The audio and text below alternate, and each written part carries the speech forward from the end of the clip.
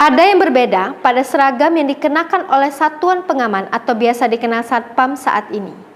Seragam mereka kini berwarna coklat muda untuk baju atasan dan coklat tua untuk baju bawahan, disertai tanda kepangkatan yang terbuat dari kain dan logam dan dipasang di pundak kanan dan kiri, mirip dengan seragam petugas kepolisian.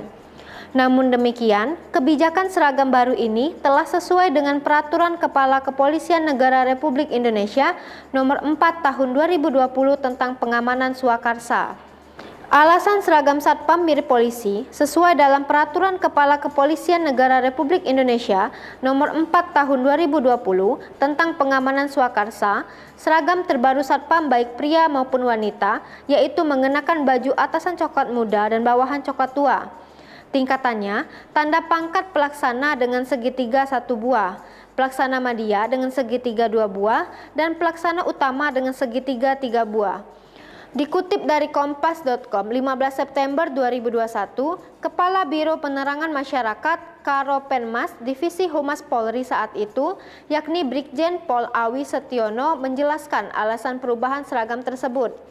Alasan perubahan seragam itu adalah untuk menumbuhkan kebanggaan Satpam terhadap profesi mereka serta menimbulkan pendekatan emosional dengan Polri.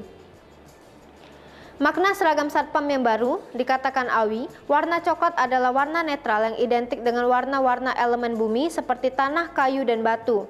Selain itu, warna coklat juga melambangkan kebersahajaan, kehangatan, kejujuran, dan keagungan.